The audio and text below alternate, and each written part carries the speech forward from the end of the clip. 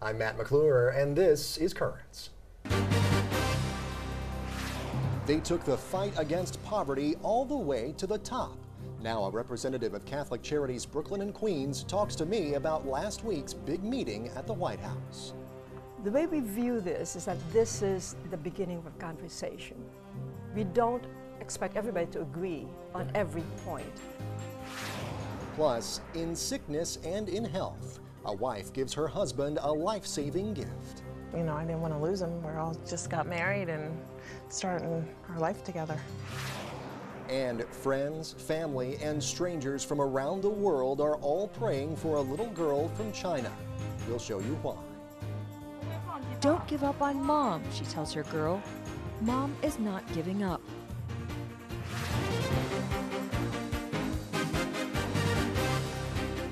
Well, good evening. Thanks so much for joining us tonight. Catholic Charities has a place at the table with the Obama administration. Last week, representatives from Catholic Charities USA and Catholic Charities agencies from across the nation took part in a roundtable discussion with the White House. Their aim? To better serve the millions of Americans living in poverty while at the same time reducing those historic numbers. Now, the meetings came on the heels of new census numbers showing over 9 million American families live in poverty. That's a rate that is at its highest level now in almost 20 years. And just weeks after the reintroduction in Congress of the National Opportunity and Community Renewal Act, that's legislation developed by Catholic Charities USA aimed at finding solutions to the poverty crisis. Well, joining me now to talk more about all of this is someone who had a seat at the table at last week's discussions with the White House, Nina Valmonte. She's the Director of Parish and Community Outreach Services for Catholic Charities in Brooklyn and Queens. Nina, thanks so much for being here. Really appreciate it. Thank you for having me. So this meeting with the Obama administration, that's kind of a big deal. Tell us about who was there and kind of how the discussion went. All right, well, first of all, the invitation came from the White House. They were the ones who initiated the invitation. It was such an opportunity for Catholic Charities because it was a recognition of the breadth of Catholic Charities services and the breadth of the Catholic Charities reach. And so they called CCUSA, our offices in Washington, D.C., and invited the leaders from Catholic Charities across the country. So we had about 150 people there, and there were directors, leaders, board members of various Catholic Charities, you know, as far as Alaska and Puerto Rico and the Virgin Islands, and all over the place. But it was but yet it was an intimate gathering in the sense that we really had a face-to-face with key leaders of the Obama administration. How did the discussion progress? I mean, were you kind of on the same page? And at the end of things, were there any sort of, I guess, mutual understandings or anything moving forward that might show what we could expect between Catholic Charities and the White House in the future? Yes. In terms of where does this go next, I was glad to hear you allude to the proposed legislation by CCUSA to cut poverty in half. That is, the acronym is NOCRA, National Opportunities and Community Renewal Act. Right. And by the way, that was just introduced in the Senate, I'd say just about 3 weeks ago, and now it's being prepared to be introduced at the House. The way we view this is that this is the beginning of a conversation. We don't expect everybody to agree on every point, but we're very proud of this legislation because it's very much out of the box thinking. Sure. And we hope that it is one that appeals to both Republicans and Democrats. There are elements that appeal to both. Yeah. We have to be very careful about that these days. And something like that White House meeting really continues to open those pathways of conversation. Sure. In fact, after the breakout sessions, the ones who were there gave us their business cards and invited us to email them directly. Yeah. So this itself, I think, is an accomplishment. Right. Quickly here, before we have to wrap up, sure. Two very quick questions here. I guess first would be, I guess, what does Catholic Charities asking for from the administration through all of these discussions? Just different elements. For example, just an example. Well, the big thing really is to support this this legislation, because it's pretty comprehensive, because we believe that that legislation is systems changing, it's results oriented, and it's market based. We would like to have them, get behind this, and that's the big thing. Now, there are of course other items that will be going to this super committee, such as things that really concern us would be things that affect food. We want to make sure that food stamps and support for food pantries, for instance, that would be preserved. Absolutely. That's just one of them. As I mentioned, I alluded to immigration. We ask for comprehensive immigration reform, and the White House, unfortunately, has not really been able to move that too far. So that's one of them as well. All right. And also, very quickly here, just as we wrap up, do you are there things going on here locally that where folks can get involved here in Brooklyn and Queens? Thank you for asking, because Catholic Charities locally is really leading the charge in terms of a lot of the advocacy to change policy. There's one that I really want to call attention to you viewers. We're organizing a workshop at St. Andrew the Apostle Church in Bay Ridge, and this is really regarding how to preserve what I just mentioned, support for food. We're seeing far more people lined up for food pantries than we ever want to see. We served over 1 million meals last year. We never reached that much before. And it's quite sad. So we really invite you viewers who have any concern about food for their neighbors or themselves have stood in line to please come and learn how their voices can really make a difference. And we're now really working with a lot of individual parishes and various, legislative issues also as well. Sure. And we'll post more information about that event coming up on our website. And that's on Monday. All right. And yes, it's coming up here pretty quickly, so folks can get involved then. So we'll throw them to the website there and have more info for them. Nina, thanks so much for being here. Really appreciate your time very much. Thank you so much. Thanks. Thank you. Well, stay with us. There's more currents ahead. When we do come back, the Vatican jumps into the debate on the global financial crisis and its causes. We'll have that story, plus the rest of the day's headlines next.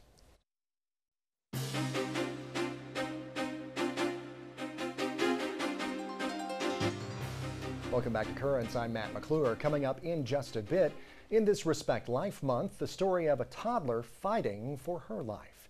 First, though, let's have a look at the day's headlines.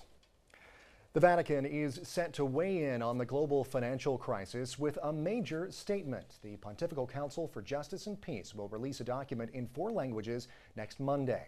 The document will discuss global financial reform and the potential role of a public regulatory authority. And we will, of course, have all the details on Monday. Well, here in New York, the developer of the Park 51 Islamic Center in Lower Manhattan says he is now exploring commercial use for the property. The Wall Street Journal reports the developer is keeping all options on the table. The news comes just days after we got word that the center may be in jeopardy over a rent dispute with Con Edison, which owns a part of the property. The center has been a lightning rod for controversy because of its close proximity to the site of the 9/11 attacks. Meanwhile, there is new support for the DREAM Act from New York State's Board of Regents. The board endorsed the proposal, which would have created a pathway for some young undocumented immigrants to obtain legal status through post-secondary education or military service. The DREAM Act is currently stalled in Congress. An Illinois state lawmaker has introduced a bill that would allow Catholic charities in that state to continue to provide adoption services.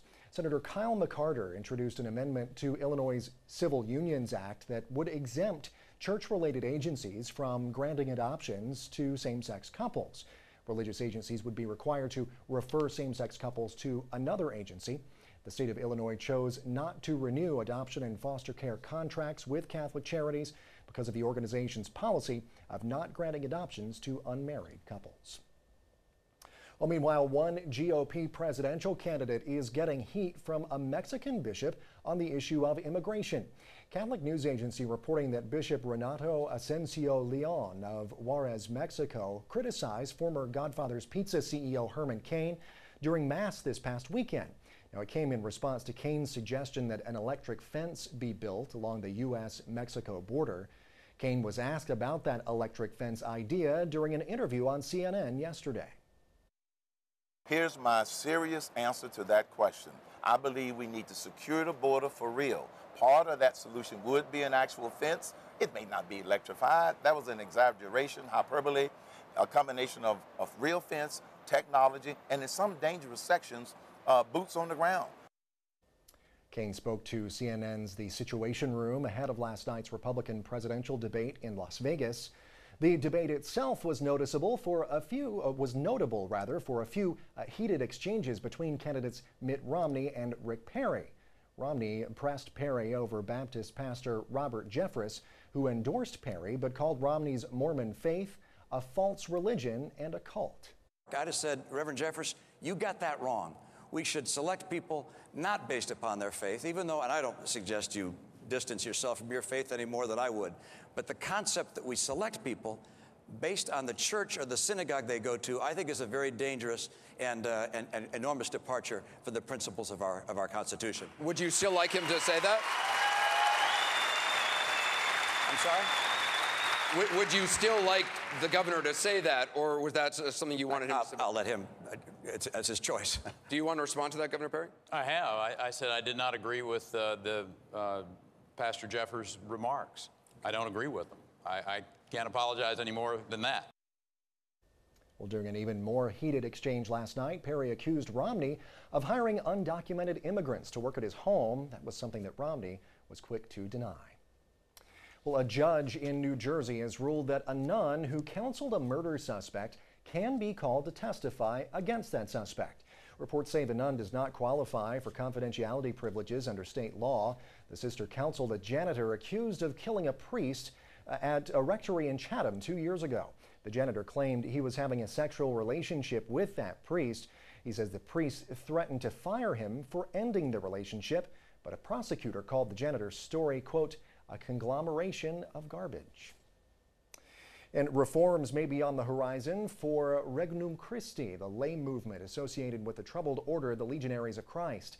An investigation of Regnum Christi raised concerns that its members had no, quote, clear definition of their rights within the church, prompting investigators to propose greater autonomy for the movement.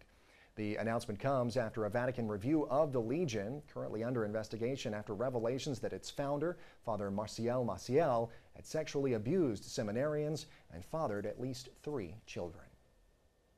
An update now from the Philippines, where sources tell Fides news agency that professional hitmen murdered an Italian priest. The sources say investigators determined that the methods, weapons, and ammunition used indicated that killers of a certain level carried out the murder. The priest was the 3rd member of the Pontifical Institute for Foreign Missions to be killed in the last 16 years. Well, from China, a prominent cardinal there is on a hunger strike. Rome Reports tells us why. Cardinal Joseph Zen, the Bishop Emeritus of Hong Kong, has begun a hunger strike to defend the right to freedom of education. It comes as a response to the decision by the Supreme Court of Hong Kong to introduce a government committee in the management of a school. Now, in addition to parents and students, government officials will have a say on the school governance. With this hunger strike, the Cardinal denounces what he calls the danger of destroying Catholic education in the territory. The protest will last at least 3 days, during which the 79-year-old Cardinal will take only water and communion.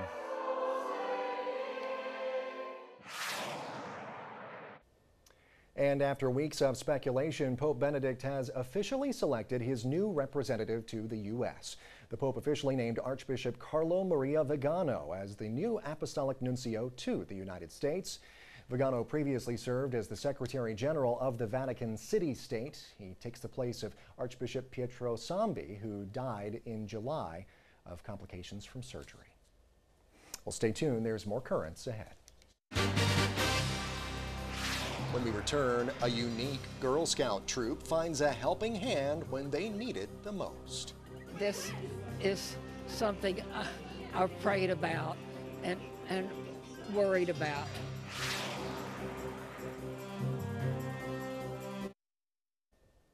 Welcome back.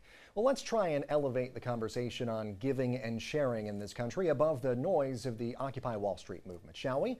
Now, whether you think the protests are right or wrong, watching the Occupy movement spread from here in New York to the Netherlands and many other places in the world, one might get the impression that the world is firmly divided between the haves and the have-nots. But that actually leaves out another group, the givers. And even in these difficult economic times, you can still find people who give and give generously to those in need. Take, for example, the strangers in Texas who came together to make sure the doors would not shut on a very unique Girl Scout troop. Reporter Tiffany Craig has the story now from Houston. For Troop 21, this is a good day. A really good day. These special needs scouts, they've been together for more than 30 years, but their troop nearly disbanded a few months ago when their leader announced she was retiring. This is something I've prayed about and worried about. You see, Charlotte Sewell was concerned that no one would volunteer to fill her shoes, so we aired the troop's plea on TV. I just got up from my chair, walked over and called Girl Scouts and offered my services. Just like that? Just like that. After watching the news that night, a women's healthcare specialist named Carol Wiggs knew this was her calling. And I have a special feeling for women from vulnerable populations, and so this just seemed like a real natural fit for me. In fact, the Girl Scouts got so many calls, Carol has 6 co-leaders. They have such energy, and of course, I don't have that anymore. The new leaders are still under Charlotte's watchful eye. She brings her own daughter to all the meetings. She just loves to be able just to sit back and watch us do all the work. So there are plenty of good days ahead, thanks to all the volunteers who stepped up to help Troop 21. Gotta love that story, that report from Tiffany Craig. And you know, the giving doesn't end there. A wife in Pennsylvania recently gave her husband the greatest gift of all, that being the gift of life. Reporter Lori Monteforti has more. 3 years ago, Linda and Jim Schlier pledged to love each other in sickness and in health. He is my soulmate. Then shortly after their marriage, Jim's kidneys started to fail. Yeah, I was worried I was going to lose him, and then, you know, I didn't want to lose him. We all just got married and starting our life together. Jim spent 3 days a week in dialysis. Anybody will tell you that dialysis is not fun. It wears you out. They actually are sucking the water and impurities out, filtering your blood. He also got on a transplant waiting list, but the wait would be at least 2 years. Some of Jim's friends offered to help, but no one was a good match. And the couple thought there was no way Linda could donate. I'm Japanese, German, and Linda's Irish and English. But she decided to get tested just in case and had surprising results. The transplant office called me and they're like, "Merry Christmas." And I'm like, "What are you talking about?" They go, "You're a match. You're a 100% match." 2 weeks ago, they underwent transplant surgery. It's a wonderful thing to do that for someone. I feel 100% better than I did a week ago. Jim said there is no way he can fully thank his wife. I love her. I give her anything I have. Thank her every day. Linda is recovering well and says giving a kidney isn't as scary as it might sound. No, I'm just sore a little bit and a little tired. The couple says they're looking forward to a new, happy, healthy beginning. Can start all over. Yeah. I got my man back.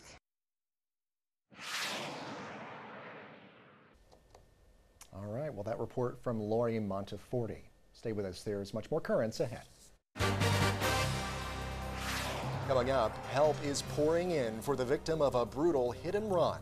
We'll share a little girl's remarkable story.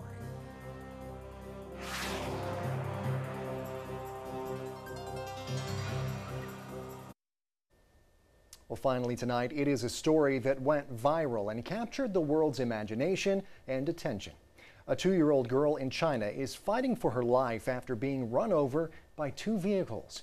And in a shocking and heartbreaking similarity to the parable of the Good Samaritan, over a dozen people passed the girl in the street before a woman finally came to her aid.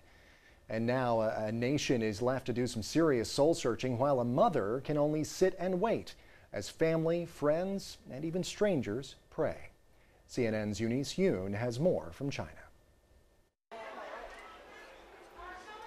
A limp body, barely recognizable at this hospital in southern China. Her mother hoping 2-year-old Wang Yue might wake if she calls her name. Chu Fei has barely slept since her daughter was critically injured in not one but 2 hit-and-run accidents. Ye won't disappoint everyone, she says. I know my girl. She's strong. A security camera in this bustling hardware market caught the accidents on tape. The footage shows the little girl wandering in front of a white van. She's hit, run over, and run over again by another vehicle. The video was posted online, outraging the public. But these are the scenes that sparked nationwide soul searching. Over a dozen pedestrians, motorists, and bikers pass by the bleeding child and do nothing. The hit-and-run accidents happened here in an alleyway near Wang's father's hardware store. She lay on the ground for about 10 minutes before a Good Samaritan moved her here to safety. Chen Shanmei was that unexpected hero, a street scavenger who stepped in to save a life, now a symbol of understated decency, a quality many fear is increasingly rare in a nation obsessed with moving up the economic ladder. I didn't think of anything at the time, she told local reporters. I just wanted to save the girl. Chen's neighbors told us she appeared overwhelmed by her instant celebrity and has since gone home to the countryside. Granny Chen represents the best part of human nature, Chu says. I thank her for that. Wang Yue is still very much in critical condition. Her mother says that she has some sensation in her lower body, but she has very little brain activity. Despite the concerns of China's declining morality, here at the hospital, humanity shines. During our short visit, Wang's family received a steady procession of well-wishers, bearing gifts, money, and comfort for someone they never knew. Wang's mother appreciates the support, but is hoping to receive the best gift of all. Don't give up on Mom, she tells her girl. Mom is not giving up. Let Mom have one more chance to love and spoil you. Absolutely heartbreaking story, but it's at least nice to see that outpouring of support from the Chinese people. Well, that was CNN's Eunice Yoon reporting there. China's state-run police have arrested the drivers of both those vehicles in connection with the incident, by the way. Well, that is it for this edition of Currents. Now, coming up tomorrow, what is evil? We get some answers courtesy of a Hollywood blockbuster about a caped crusader. That story and much more coming up tomorrow. Until then, though, be sure and visit us online at currentsny.net. We're also on Facebook and on Twitter. For all of us here at Currents, I'm Matt McClure. Thanks so much for watching. Have a great night.